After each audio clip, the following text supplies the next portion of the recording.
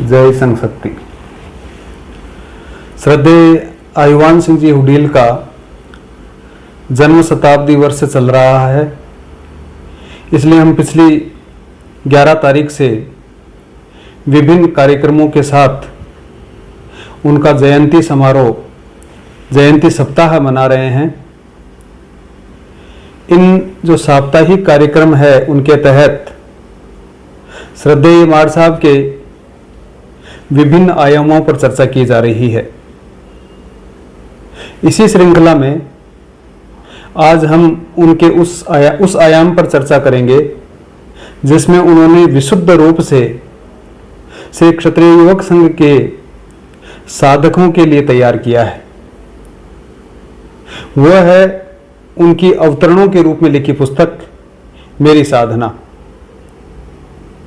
इस पुस्तक के समर्पण में उन्होंने लिखा है कि मेरी साधना के पथ के निर्भय पथिक और जीवन यात्रा के चिरसंगी संघ बंधुओं के अतिरिक्त अन्य हाथों में यह पवित्र भेंट समर्पित करने का साहस भी तो नहीं होता।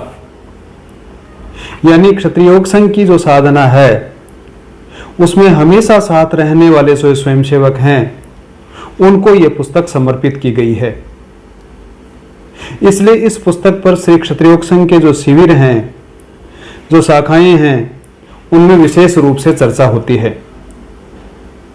अभी पिछले दिनों संघ के वर्चुअल जो कार्यक्रम हैं उसमें भी इस पर मेरी साधना पर चर्चा हुई है।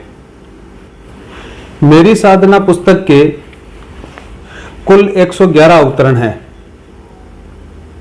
इन 111 अवतरणों में श्रद्धेय आयुवान सिंह जी ने एक ऐसे व्यक्ति के चरित्र का चित्रण किया है जिसके मन में समाज में कुछ करने की हुक जगती है। वह व्यक्ति समाज में पहली बार कुछ करने के लिए निकलता है। हम उसे माड़ साहब के मेरी साधना की जो पुस्तक है उसका साधक की संज्ञा दे सकते हैं। साधक बिना किसी लक्ष्य के ऐसे कार्य के लिए चल पड़ता है जिसके उसका किसी प्रकार का कोई उद्देश्य निश्चित नहीं है, इसलिए वह अपने आप में एक पागलपन है और परिणाम स्वरूप उसे कुछ प्राप्त भी नहीं होता है। ऐसा साधक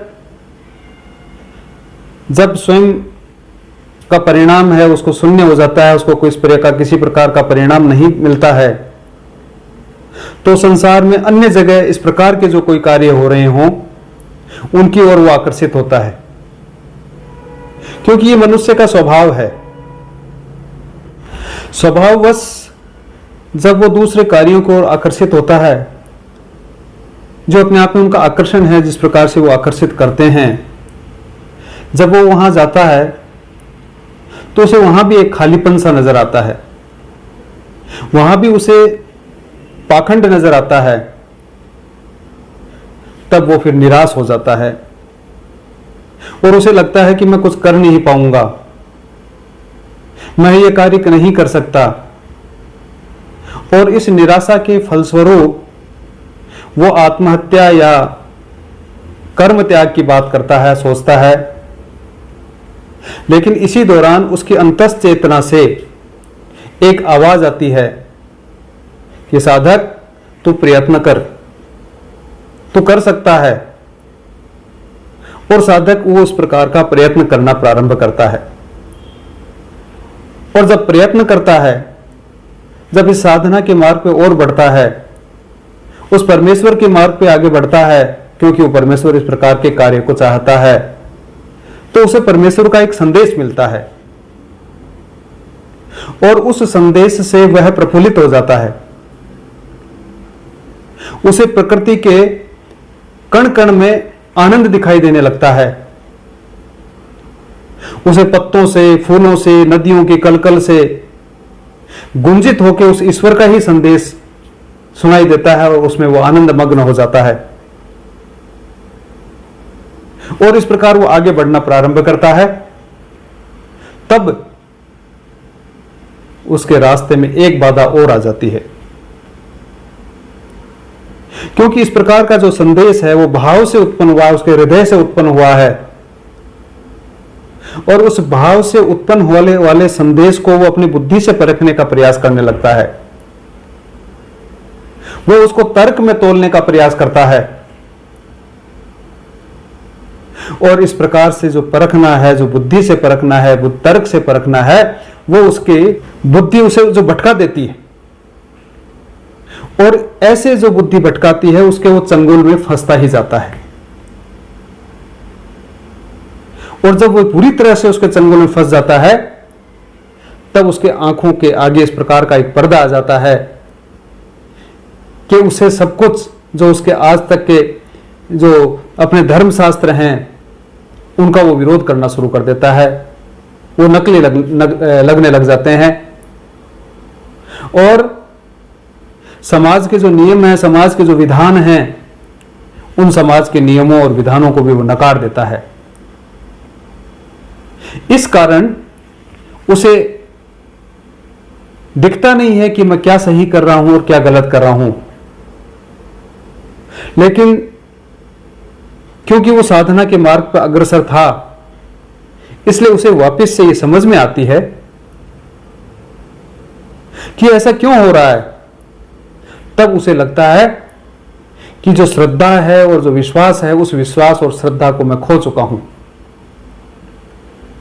और जब श्रद्धा और विश्वास नहीं रहते हैं तो जो बुद्धि और तर्क है वो भटकाने का ही काम करते हैं।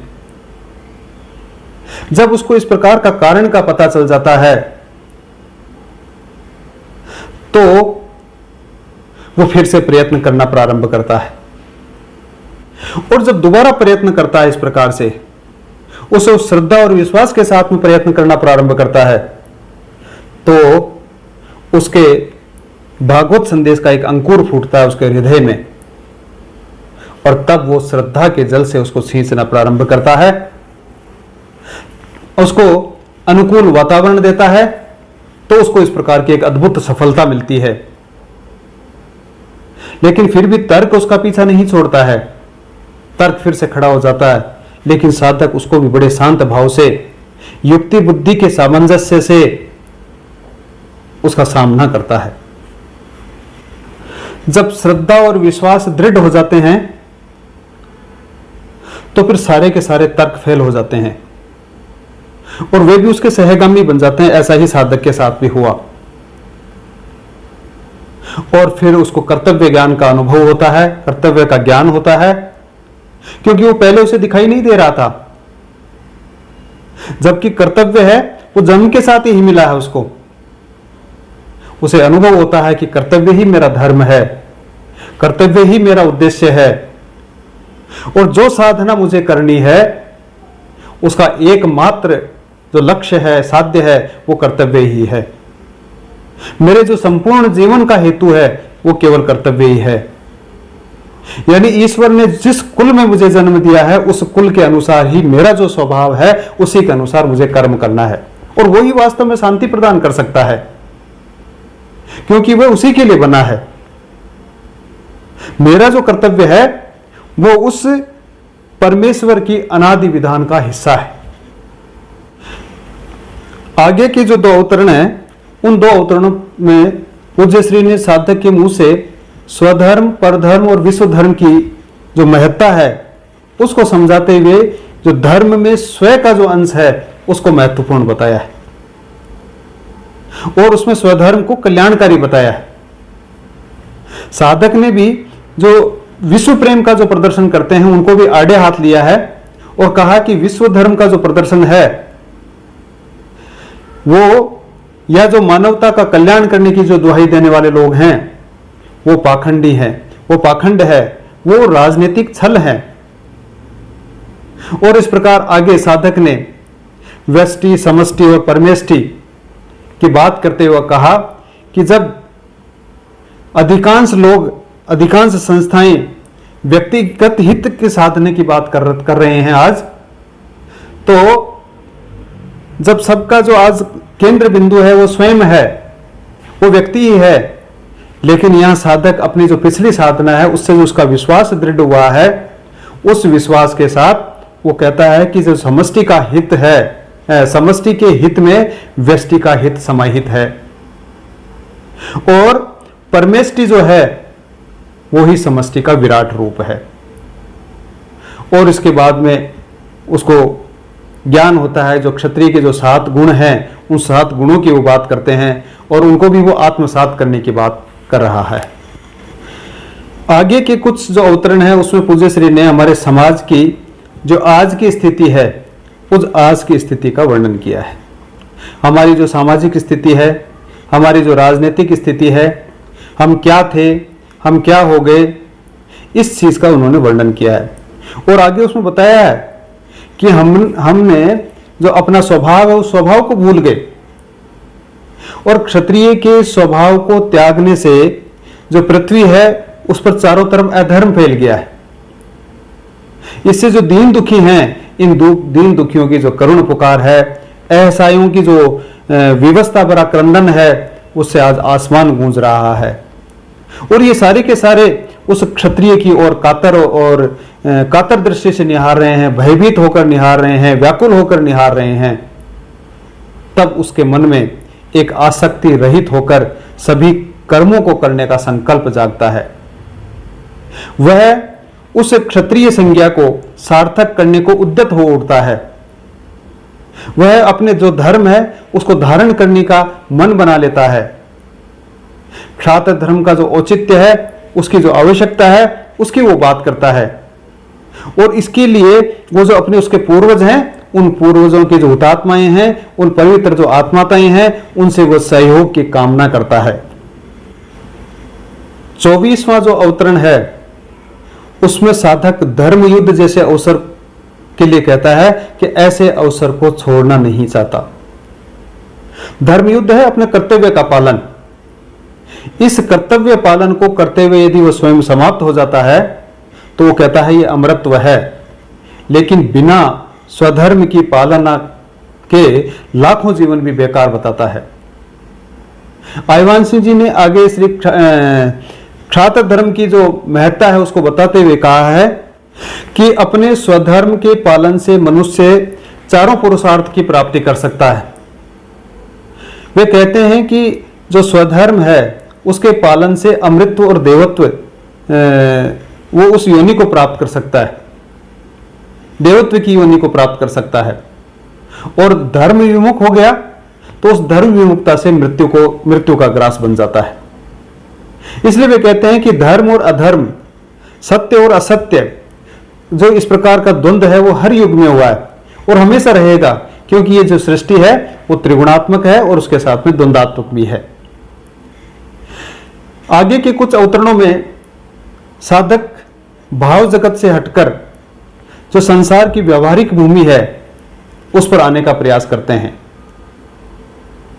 कि वह जब अपने समाज की ओर उन्मुख होता है और उस समाज में जाकर वो देखता है, वो अपने समाज की वर्तमान स्थिति को देखता है जो कि बिल्कुल जीर्ण शीर्ण हो चुकी है, उसका वो चित्रण पेश किया गया है इसके अंदर। उसे लगता है कि मैंने इसका जो भव्य रूप देखा उससे कुछ गलत अनुमान लगा लिया, क्योंकि साधक उस इतिहास को पढ़ता है, उसकी संस्कृति को जानने का प्रयास करता है, उसको सुनता है, तो उसे लगता है कि आज भी समाज वैसा ही होगा, लेकिन वास्तव में ऐसा है नहीं। जो उसका इतिहास को उसने पढ़ा, उसने अनुमान लगा लिया, और ऐसा अनुमान वास्तव में उसके लिए धोखा था। जब अपने समाज की यह स्थिति वो देखता है तो वह अपने शत्रुओं को कोसना प्रारंभ करता है, उन शत्रुओं को कोसने का कार्य प्रारंभ करता है, लेकिन फिर भी उसके एक वेदना उसके हृदय में उठती है। वह उस अपने समाज का जो पतन हो रहा है, उस पतन होता जो देख रहा है, इसलिए उसके प्रश्न उभरता है कि ऐसा हो क्यों रहा है, इसका कारण क्या है। तब उसके अंदर से ही इस प्रकार की एक आवाज आती है कि ऐसा उस समाज ने अपनी उपयोगिता खो दी, इसलिए ऐसा कारण हो रहा है। तो साधक ने यह जान लिया कि उपयोगी रहे बिना कभी भी जीवित नहीं रहा जा सकता। और उपयोगिता क्या है? उपयोगिता है अपने स्वधर्म का पालन करना। 36वें अवतरण में साधक ने समाज के नव निर्माण का संकल्प लेता है। इस अवतरण में साधक कहता है कि मैं नया समाज भवन बनाऊंगा और उसके लिए वह शक्ति की उपासना प्रारंभ करता है और उस उपासना के लिए उसे किसी मूर्त रूप की आवश्यकता होती है। तब उसे वो केसरिया ध्वज दिखाई देता है जिसमें उसे अपने पूर्वजों के बलिदान और त्याग का पूरी इतिहास एक चित्रपट पर चलता सा दिखाई देता है। इससे उसका जो पथ है वो और सुगम हो जाता है और पथ सुगम होने पर जैसे ही वो साधना पथ पर आगे बढ़ता है तो राह में फिर से अवरोध शुरू हो जाते हैं, क्योंकि संघर्ष ही जीवन है। उसे कष्ट आते हैं, निराशाएं आती है, तात्कालिक सफलताओं के मन में आती है। ऐसी जो सारी की सारी बाधाएं हैं वो अवरोधक बनकर उसकी खड़ी हो जाती है और अहंकार तो अपने सबसे बड़े शत्रु के रूप में आकर खड़ा हो जाता है। तब वो उस अहंकार को भी स्वाभिमान में बदलने का प्रयास करता है। आगे के अवतरणों को हम देखते हैं तो साधना मार्ग के जो शत्रु हैं, चाहे वो स्वार्थ हो, चाहे वो कायरता हो, चाहे वो कृपणता हो, फूट हो, हमारे इंद्रियों के 5 प्रलोभन हो, आदि का वर्णन, सारा का सारा वर्णन वो उसमें कर रहे हैं। और इसके अलावा जो मित्र हैं, जैसे अभ्यास है, उत्साह है, ऐसे जो मित्र हैं उनका भी वो वर्णन करके उनके पोषण की बात करता है। आगे के अवतरणों में पूज्य श्री ने श्री क्षत्रिय युवक संघ की कार्य प्रणाली की बात की है। उसके जो संस्कार निर्माण की विधि है उसका वर्णन किया है। साधना से गिरने की, च्युत होने की, फिसलन की, इस प्रकार की बात की है। वह कहता है कि जो इस युग की जो सर्वप्रिया और सर्वोपास्या देवी है लक्ष्मी, उसके बारे में भी वर्णन करता है कि वो फिसलन है। और यहां तक कहता है कि साधना और लक्ष्मी से केवल वो एक ही रह सकती है। आगे के जो कुछ अवतरण हैं उन अवतरणों में साधक अपने कर्तव्य पालन के बीच में आने वाली ऐसी जो बाधाएं हैं उनका वर्णन कर रहा है, जिसमें उसका स्वयं का परिवार ही है। परिवार वास्तव में कहीं बाधा नहीं है, लेकिन साधक का जो स्वयं का मन है वो ही मोहवश भटकने जाए, ऐसा वर्णन आगे के अवतरणों में आया है। क्षत्रिय का जो कर्तव्य पालन है वो कितना कठिन हुआ करता है, उसका मार्मिक जो वर्णन है वो इन आने वाले अवतरणों में, जो आगे के अवतरण है उन आगे के अवतरणों में किया गया है। इसमें उसने अपनी पत्नी, माता, पिता, बहन, बच्चे, गांव के जो स्वजन हैं, जहां वो पलता पोसता है वहां के उस जगह का जो मोह है, वहां के पेड़ पौधे हैं आदि सभी हैं, वो इस प्रकार से मोह में बांधने का प्रयास करते हैं। लेकिन जो साधक है वो ये समझाना चाहता है कि हमारे जीवन में भी इस प्रकार की परिस्थितियां आती रहती हैं। लेकिन आयुवान सिंह जी ने यह समझाने का प्रयास किया कि हमारे जीवन में भी इस प्रकार की परिस्थितियां आ सकती हैं, आती रहती हैं। संघ में हम काम करने जाते हैं, समाज में हम काम करने जाते हैं, तो इस प्रकार से जो परिवारजन है उनकी मोह और ममता हमें रोकने का प्रयास करती है। हमें भी इस प्रकार के से जो ममता है उस ममता पर विजय पाकर हमको उस कर्तव्य मार्ग पर बढ़ना चाहिए। यही इसमें इन अवतरणों में बताया गया है। आगे के जो अवतरण लेते हैं उसमें 75वां जो अवतरण है उसमें साधक राष्ट्र के प्रति जो लोगों का भाव समाप्त हो रहा है उससे पीड़ित है। हमारे पूर्वजों का जो त्याग है, हमारे बलिदान है, उसको वो व्यर्थ नहीं जाने देना चाहता और इसके लिए उसके हृदय में एक अग्नि दहक रही है।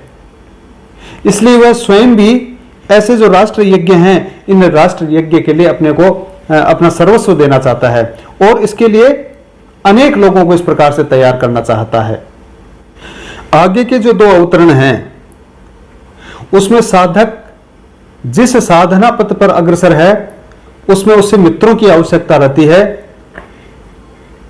इसलिए उसमें बताया गया है कि वो मित्र कैसे होने चाहिए, और वो कहता है कि उसने एक कसौटी बनाई है मित्रों की। वो कैसे होंगे कि वो जो मेरा जो जीवन ध्येय है उस जीवन ध्येय को भी वो आत्मसात करे, क्योंकि यदि ऐसा नहीं होगा तो जो मेरी साधना है उस पर भी विपरीत प्रभाव पड़ेगा। इसलिए वो मेरे साथ विश्वासघात होगा। साधक अपनी साधना के जो जीवन साथी हैं, जो मित्र हैं, उनके बारे में एक कसौटी तय कर रहा है, और उसने तय कर लिया है कि जो मेरी साधना का जो पथ है उसमें जो पानी में मिश्री की तरह जो घुल जाएंगे, जिससे कि पता ही नहीं चले कि मिश्री अलग है और पानी अलग है, इस प्रकार से जो हो जाएंगे वही वास्तव में मेरे मित्र है। और तभी यह तपस्या पूर्ण हो सकती है। अपना यदि अलग अस्तित्व बनाकर रखेगा तो मेरी साधना में चलना असंभव है, चल नहीं सकता है वो मेरे साथ में। फिर आगे के अवतरणों में आयवंशी जी बता रहे हैं कि जो मेरी इस प्रकार की जो साधना है उसका जो विरोध करते हैं उसका वर्णन किया है। इसमें उन्होंने तीन तरह के लोगों को, तीन तरह के विरोध बताया है। एक इस प्रकार का विरोध है जो मेरी साधना के साथ चलते हैं, वो विरोध करते हैं। लेकिन ऐसी जो विरोध है, ऐसे विरोध को साधक अपनी साधना के लिए अच्छा मान रहे हैं, जिससे कि उसकी जो साधना है वो मंज कर और चमक जाती है, उसमें वो निखार आ जाता है। क्योंकि जो ऐसे विरोध हैं वो विरोध उस सतर्कता को, उस कर्मठता को और उत्साह को साथ लाते हैं। और जो दूसरे प्रकार के विरोधी हैं वो ऐसे विरोधी हैं जो ऊपरी विरोध करते हैं, जिन लोगों का खाया पिया तभी बचता है जब वो विरोध करते हैं। इसलिए जो मेरी साधना है इसके लिए वो न लाभदायक है और न वो हानिकारक है, ऐसा आयवान सिंह जी बता रहे हैं। तीसरे प्रकार के जो विरोधी हैं वो वास्तव में राजपूत समाज के विरोधी हैं। वे हमेशा यही चाहते हैं कि ये जो समाज है वो हमेशा कमजोर बना रहे, वो अपनी उपयोगिता खो दे। लेकिन साधक यहां कहते हैं, आयवान जी यहां कह रहे हैं कि ऐसे लोगों से भी हमको प्रभावित होने की आवश्यकता नहीं है, बस हम अपना कार्य करते रहें, बस उनकी जानकारी अवश्य रखें कि ये है कौन।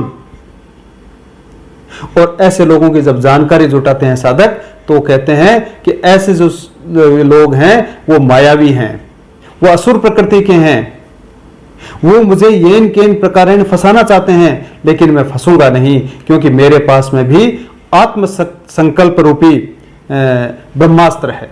आगे के अवतरणों में साधक अपने साथ चलने वालों का स्वभाव का वर्णन कर रहा है कि वे तत्काल फल चाहते हैं, चमत्कार की अपेक्षा करते हैं। लेकिन जो संघ की, वो कहता है कि जो संघ की जो साधना है उसकी जो सरल गति है वो उसको भी नहीं पकड़ पा रहे हैं, तो यदि इसकी जो वक्र गति है उसको वो कैसे पकड़ेंगे।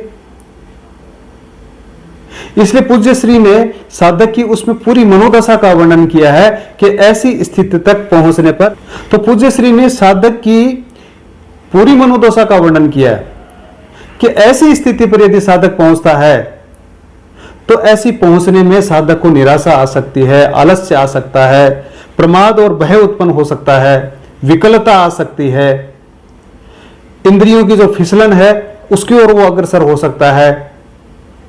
और ऐसा करने पर, ऐसा होने पर, क्योंकि ऐसा होगा तो जो उसकी साधना है उसकी गति वो मंद हो जाएगी, गति धीरे हो जाएगी, और उस मंद गति से वो दुखी भी हो सकता है।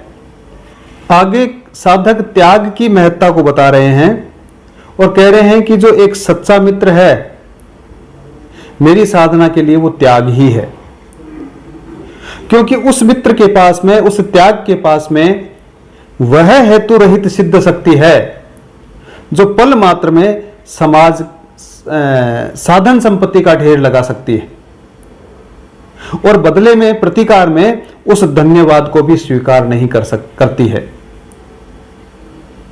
इसलिए त्याग का महत्व बताया है। आगे के जो अवतरण है उसमें साधना के लिए जो उपयोगी और अनुपयोगी जो चीजें हैं उनके लिए वो कह रहे हैं कि जो संघर्ष है वो संघर्ष मेरी साधना का मूल है और इसी से साधना का प्रारंभ भी होता है। और इसी प्रकार जो पराजित होकर बैठ जाता है वो मेरी साधना अंग नहीं है। पराजित होकर जो बैठना है वो मेरी साधना का अंग नहीं है, बल्कि गिरने के बाद में दुगने उत्साह के साथ यदि वापस साधना में लगता है वो ही मेरा वास्तव में सच्चा मित्र है। इस प्रकार से जो प्रतिशोध है उसको भी आत्म पीड़ा का लक्ष्य बताया उसने।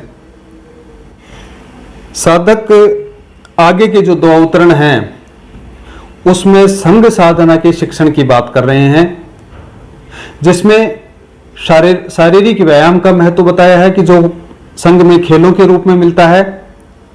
और इसी शिक्षण में उसने बताया है कि बालक, तरुण और प्रौढ़ इनकी जो विशेषताएं हैं उन विशेषताओं को आपस में बांटकर सभी में बालक, तरुण और प्रौढ़ है उसका अनुभव बढ़ने की बात करता है कि मेरे शिक्षण में इस प्रकार की व्यवस्था है। तो इस प्रकार से साधक हैं वो एक महत्वपूर्ण बात कह रहे हैं कि जो साधक अपनी जो निजी विचारधारा है या अपनी जो संस्कृति है उसके सदैव निकट रहना चाहिए। यदि वो निकट नहीं रहता है, यदि वो किसी दूसरी विचारधारा से आकर्षित होता है, दूसरी किसी साधना से आकर्षित होता है, तो फिर उसका पतन हो जाता है। दूसरी संस्कृति या साधना का हमको सम्मान अवश्य करना चाहिए, लेकिन उसको अपनाने की आवश्यकता नहीं है।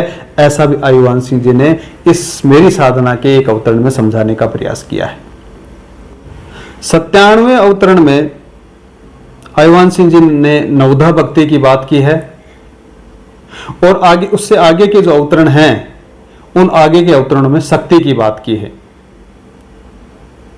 इसमें साधक के मुंह से कहलवाया है कि केवल जो शक्ति है, अगर केवल शक्ति को हम अर्जित करेंगे तो व्यक्ति को अवसरवादी बना देता है। इसलिए उस शक्ति के साथ में दृढ़ता की आवश्यकता होनी चाहिए और यही दृढ़ता शक्ति नहीं, वो दृढ़ता ही उस विरोधी को परास्त कर सकता है।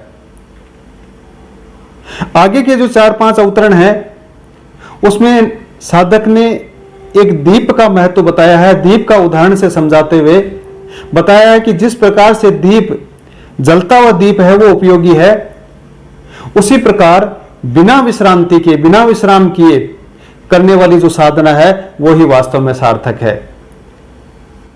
आयुवान सिंह जी ने उस दीप के उदाहरण से समझाया है कि जिस प्रकार से दीप अपने स्वयं को खाकर जलता है, अपना स्वयं का क्षय करता है और उसके बाद में प्रकाश देता है, उसी प्रकार से जो साधक है उसको भी समाज के कल्याण के लिए और अपने स्वयं के अस्तित्व के लिए अपने आप को निरंतर खपाना होगा, अपने आप को निरंतर अपना स्वयं का क्षय करना पड़ेगा। इस पुस्तक के जो अनेक अवतरण हैं उसमें निरंतरता की बात कही गई है और कई बार इस प्रकार की बात कही है। इसलिए उसमें साधना के जो दीप है उसको भी निरंतर जलाने की बात कही है। और वो कहते हैं कि अपने बुझने से पूर्व अपने जैसे सहस्त्रों दीप को भी वो जला दे और वो निर्धूम जले, ये बात बताई है। उससे आगे के अवतरणों में साधक कहना चाहता है कि जिस प्रकार से बीज है वो बीज अपना कुछ भी नहीं बचा कर रखता है, इसीलिए वह अपने जैसे सैकड़ों बीज है उनको उत्पन्न करता है। उसी प्रकार से जो साधना मार्ग है उस साधना मार्ग पर भी अपने आप को पूर्ण रूप से खपाना पड़ेगा, तभी वह दूसरों को प्रेरणा दे पाएगा।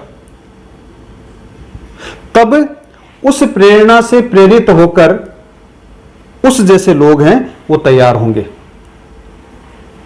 इससे आगे हम चलते हैं तो पूज्य आयुवान सिंह जी ने पीड़ा की बात की है। वो पीड़ा ही है जो साधना में निरंतरता लाती है। जब ये पीड़ा उत्पन्न होती है तो साधक को अपनी साधना का महत्व भी समझ में आने लगता है। इसलिए वो ये कहता है कि जो मेरी साधना है उसका महत्व क्या है। उस मेरी साधना का जो महत्व है वो तभी पता चलता है कि यदि वो बंद हो जाती है। यदि मेरी साधना बंद हो जाती है तो जितने भी हमारे धर्मशास्त्र हैं, वेद है, गीता है, रामायण है, महाभारत है, ये सब झूठे हो जाएंगे। हमारा जो वर्णाश्रम है वो झूठे पड़ जाएंगे। हमारे जो ऋषि मुनि और महापुरुषों की जो तपस्या है वो व्यर्थ चली जाएगी। इसलिए मुझे मेरी ये साधना बंद नहीं करनी है, उसे निरंतरता उसको आगे बढ़ाना ही है। आगे के अवतरणों में पूज्य श्री कहते हैं कि मुझे अब पता चल गया है कि जो ये भौतिक संसाधन है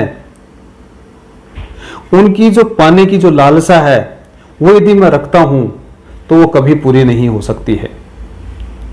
इसलिए जी मुझे यदि लालसा रखनी है तो मुझे केवल अपने कर्तव्य पालन की लालसा ही रखनी चाहिए। मेरा जो कर्तव्य पालन है उसकी इच्छा ही मुझे रखनी चाहिए। और ये सब मुझे अनुभव हो गया है। और यदि मैं इस प्रकार से करूंगा तो ये जो सारे भौतिक संसाधन हैं वो सारे के सारे मेरे पीछे दौड़ेंगे। यदि मैं इसको छोड़ूंगा तो ये मेरे पीछे दौड़ने लग जाएंगे। जिनको मैं प्राप्त करना चाहता था उसके लिए मैं प्राप्य हो जाऊंगा, वो मुझे प्राप्त करने के लिए दौड़ेंगे। आगे के जो अवतरण हैं उसमें साधक, मेरी साधना के जो साधक हैं उनकी श्रेणी की बात करता है कि मेरी साधना में 4 प्रकार के जो साधक हैं, उस 4 प्रकार की श्रेणियां हैं। एक वो हैं जो अज्ञानी हैं, एक वे हैं जो भोले हैं, एक वे हैं जो लोभी हैं, और चौथे हैं वो अधीर हैं। अपनी साधना के शक्ति के बारे में साधक बताते हुए कह रहा है कि यदि मैं एक बार अपनी साधना द्वारा अखंड और अनंत शक्ति का निर्माण कर लेता हूं, यानी अभी हमने जो बात की कि वो साधना यदि निरंतर रूप से चलती रहे, नियमित रूप से इस साधना में यदि वो लगा रहे, तो ऐसी शक्ति का निर्माण होगा जो अखंड होगी, जो कभी खंडित नहीं हो सकती है। और वो अनंत भी है कि यानी वो कभी भी किसी प्रकार से उसका अंत नहीं हो सकता है। उसका हर जगह, चाहे वो नगर हो, चाहे वो गांव हो, चाहे ढाणी हो, चाहे झोपड़ी हो, उस शक्ति का अखंड दीप है। वो अगर प्रज्वलित होने लग जाएगा, यानी समाज के प्रत्येक अंग तक यदि वो पहुंच सकता है, ये शक्ति पहुंच जाती है, तो फिर ये जो शक्ति अखंड है वो कभी भी समाप्त नहीं होगी, वो लगातार चलती रहेगी। और इस प्रकार से यदि लगातार चलती रहेगी, लगातार इस प्रकार का काम हो जाता है, तो संसार का सारा जो राज्य और वैभव है, उसका जो आनंद है, वो मेरी ओर स्वभाववश आकर्षित होने लग जाएंगे, वो मेरी तरफ आ जाएंगे। जिस भांति अनंत और अखंड समुद्र की ओर सारी की सारी जो समस्त जल धाराएं हैं, नदियां हैं, नाले हैं, सारे जाते हैं, उसी प्रकार से ये सारे के सारे मेरी ओर आकर्षित हो जाएंगे। और अंतिम जो अवतरण है 111वां अवतरण, उसमें पूज्य आयवान सिंह जी ने उस साधना की चरम स्थिति का वर्णन किया है। और उसमें वो कहते हैं कि मुझे अब ऐसा स्पष्ट अनुभव हो रहा है कि मेरी जो भावनाएं हैं, उन भावनाओं की जो नदियों का प्रेम प्राप्त करने लिए संसार का सारा ज्ञान बेचैन है, और ये सारा का सारा दैन्य है वो भीख मांगने के लिए तैयार है। ऐसा क्यों हो रहा है? ऐसा इसलिए हो रहा है क्योंकि साधक ने इतने इस साधना के बाद में अपने जीवन का एक भी दिन, शक्ति का एक भी अणु, द्रव्य का एक भी पैसा और हृदय का जो एक भी पवित्र भाव है, वो अपनी जो ये साधना जो सारी की है, उस साधना से उसने छिपा कर नहीं रखी है। ऐसा यदि कर लेता है, ऐसा यदि हो जाता है, तो वो साधक एक दृढ़ प्रतिज्ञित वीर वृत्ति बन जाता है। और यही आयवान सिंह जी ने लिखा है कि जो मेरी साधना है, उस साधना की वो चरम सीमा है। तो इस मेरी साधना पुस्तक में आयवान सिंह जी ने एक जो प्रारंभिक रूप में जो साधना करने वाला व्यक्ति था, उसको किसी प्रकार का लक्ष्य का अनुभव नहीं था, वहां से वो रवाना करके और इस चरम स्थिति तक यदि वो पहुंच जाता है, तब वो कहते हैं कि ऐसा जो साधक है वो दृढ़ प्रतिज्ञित वीर वृत्ति बन जाता है। वो तब उसका परम भाव है या उसका परम जो दाता का भाव है, वो परम आत्मबली बन जाता है, और उसका अटूट जो ध्येय निष्ठा है, ऐसा होकर वो वज्र जैसा शक्तिवान बन जाता है। और ऐसे ही जो लोग हैं, जो निष्ठावान साथी हैं, ऐसे निष्ठावान साथियों को वो पा जाता है। पूज्य आयवान सिंह जी ने इस मेरी साधना पुस्तक से इस प्रकार की एक साधना का वर्णन किया है, जो क्षत्रिय योग संघ की वास्तविक रूप में प्रारंभ से लेकर और उस चरम तक पहुंचने की जो साधना है उसका क्रमवार वर्णन किया है। और इसको हमने पहले भी बात की कि क्षत्रिय योग संघ के शिविरों में इस प्रकार का इस पर चर्चा होती है और इस पर व्यवहारिक रूप से इस पर चलने का जो प्रयोग है वो क्षत्रिय योग संघ के शिविरों और शाखाओं में होता है।